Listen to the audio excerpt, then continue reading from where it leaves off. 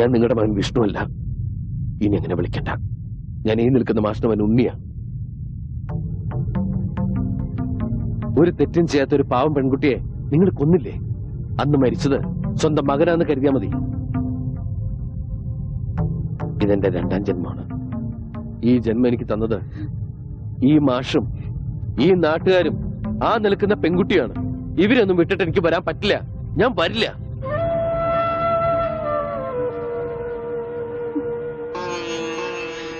പോയിക്കോ.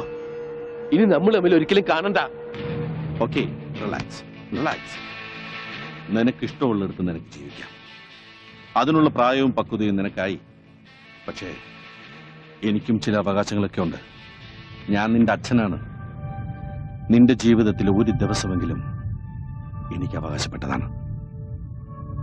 ആ അവകാശത്തിന് വേണ്ടിയാണ് ഞാനിപ്പോ വന്നത്. വെറും ഒരു ദിവസത്തേക്കെങ്കിലും നീ എന്റെ മകനായിട്ട് എന്റെ കൂടെ വരണം. ഇല്ലെന്ന് പറഞ്ഞില്ലേ? എന്തൊക്കെ പറഞ്ഞാലും ശരി, എന്നെ ഇവിടുന്ന് കൊണ്ടാ പറ്റില്ല. വെറുതെ വാശി പിടിക്കരുത്. എന്നെ നിനക്കറിയാലോ. മനസ്സിലൊന്ന് ഉറപ്പിച്ചിട്ടുണ്ടെങ്കിൽ അത് ഞാൻ ചെയ്തിരിക്കും. ഞാൻ വന്നത് നിന്നെ കൊണ്ടുപോകാനാണ്. കൊണ്ടുപോകുകയും ചെയ്യും. അങ്ങനെ നിങ്ങൾ കൊണ്ടുപോകുന്നുണ്ടെങ്കിൽ അതെന്റെ ശവമായിരിക്കും. മാഷേ, ഒന്ന് പറഞ്ഞ് മനസ്സിലാക്കി കൊടുക്ക്. മോനെ, എന്തൊക്കെയായാലും സ്വന്തം അച്ഛനല്ലേ വിളിക്കുന്നത്. തൽക്കാലം അദ്ദേഹം പറയുന്ന അനുസരിക്ക്. ഒരു ദിവസത്തെ കാര്യമല്ലേ. പിന്നെ ഞങ്ങൾക്ക് ഇവിടെ തന്നെ ഉണ്ടല്ലോ. കുട്ടി ധൈര്യമായിട്ട് പോയിട്ട് വാ. എല്ലാവരും നിനക്ക് വേണ്ടി പ്രാർത്ഥിക്കും. സമാധാനമായി പോയി വരും.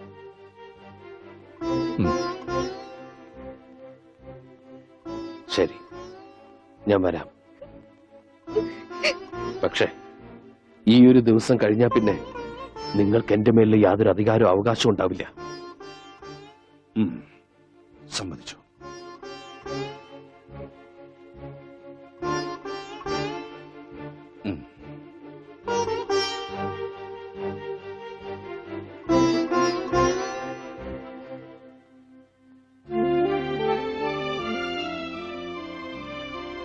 എല്ലാവരും എന്നെ ഇവിടുത്തെ ഉണ്ണിയായിട്ട് കണ്ടു. അമ്മുവിന് എന്നെ അങ്ങനെ കാണാൻ പറ്റൂ?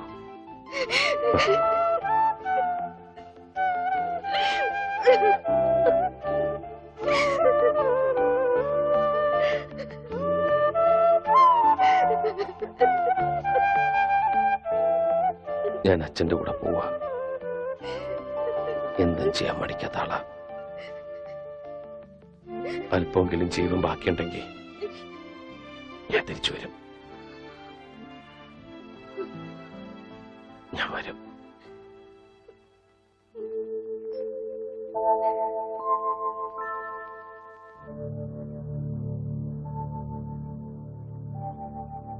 അമ്മേ,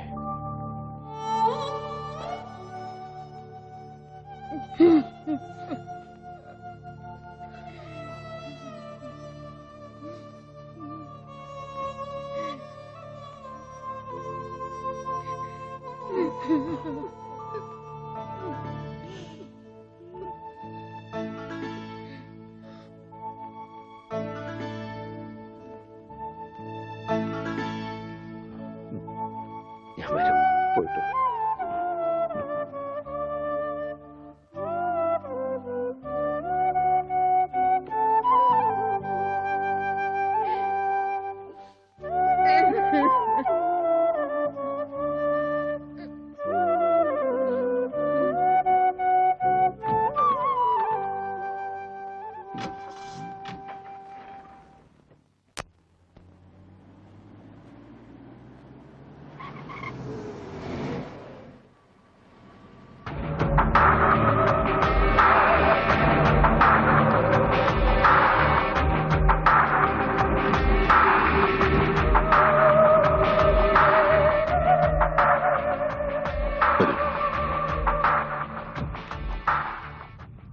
അന്ന് ആ സംഭവത്തിന് ശേഷം മെന്റലി അപ്സെറ്റായ നിന്നെ ഹോസ്പിറ്റലിൽ നിന്നും കാണാതായി.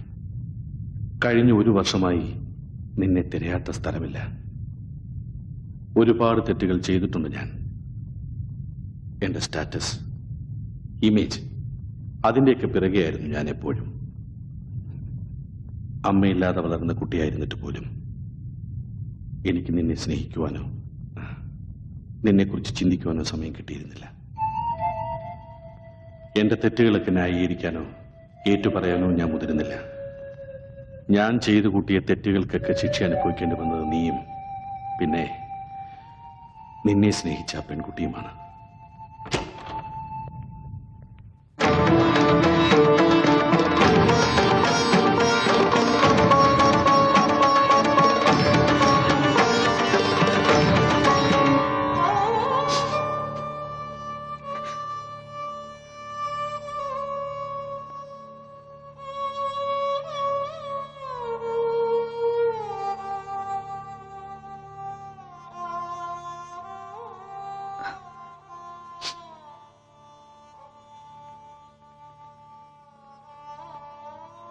ഇവളെ ഞാനിവിടെ താമസിപ്പിച്ചിരിക്കുന്നത് നിന്റെ ഭാര്യയായി അംഗീകരിച്ചുകൊണ്ടാണ്.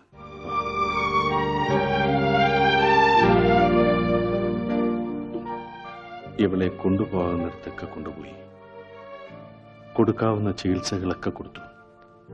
പക്ഷേ ജീവൻ മാത്രമേ നിലനിർത്താൻ സാധിച്ചുള്ളൂ. ഈ കിടക്ക വിട്ട് എഴുന്നേൽക്കാൻ ഇനി ഒരിക്കലും ഇവൾക്ക് സാധിക്കില്ല.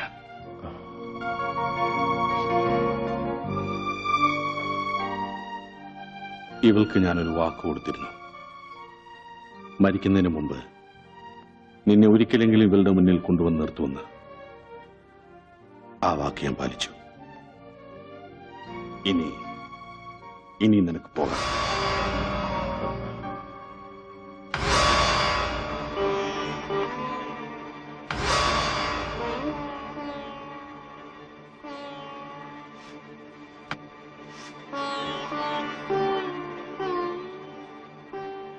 ഉണ്ണിയേട്ടൻ ഇപ്പോ അതാ പേര് അല്ലേ? പറഞ്ഞു കേട്ടപ്പോ എനിക്ക് അവരൊക്കെ ഇഷ്ടായിട്ടോ. അമ്മോനെ എനിക്കൊന്ന് കാണണം. ഒരു ദിവസം ഇങ്ങോട്ട് കൂട്ടിക്കൊണ്ട് വരണം കേട്ടോ. എന്താ ഒന്നും മിണ്ടാത്തെ? ഞാനിപ്പോ ഒരു ഭാരമായിട്ട് തോന്നുന്നുണ്ടോ?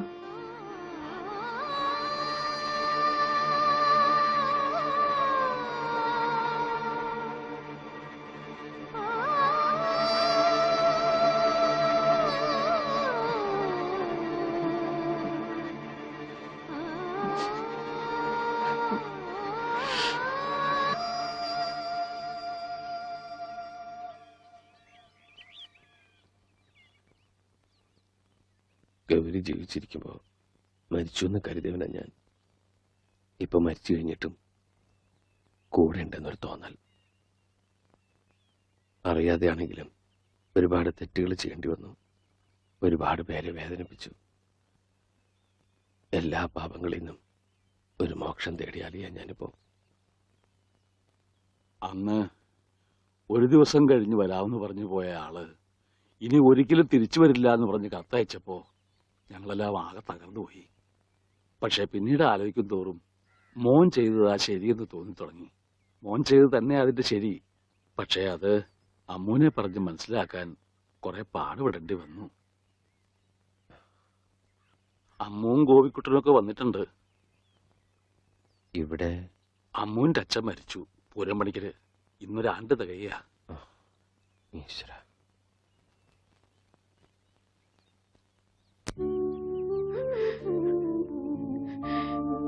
അമ്മേ.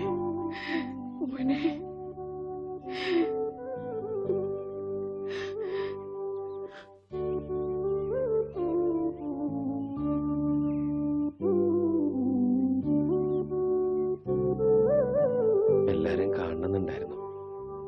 സാധിക്കുമെന്ന് വിചാരിച്ചല്ല. സന്തോഷായി. നന്നായി വരും. വരട്ടെ. മോനെ, യാത്ര ചോദിക്കേണ്ടത് ഞങ്ങളോടല്ല. ഇനി ഒരിക്കലും തിരിച്ചു വരില്ല എന്നറിഞ്ഞിട്ടും ഇപ്പോഴും മോനു വേണ്ടി കാത്തിരിക്കുന്ന ഈ അമ്മൂനോടാണ്.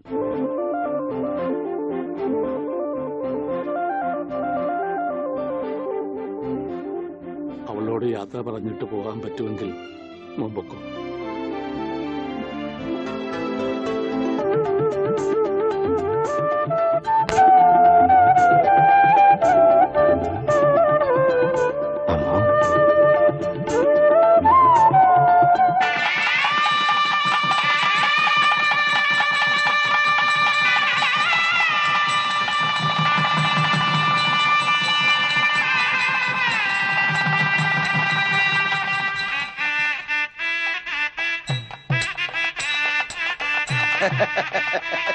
കാര്യങ്ങളൊക്കെ മംഗളമായി നടന്ന സ്ഥിതിക്ക് എല്ലാവരുടെയും അനുഗ്രഹത്തോടും ആശീർവാദത്തോടും കൂടി ഞാൻ ആ ചടങ്ങ് നിർവഹിക്കുകയാണ്. അതെന്റെ ഒരു അവകാശമാണ്. ഇനി എന്ത് ചടങ്ങാ? അറിയില്ല, ഒട്ടും അറിയില്ല. ഇല്ല. ദേവി അയ്യോ. സാറേ സാറേ സാമ്പാറേ, സാറിന്റെ വീട്ടിൽ കല്യാണം.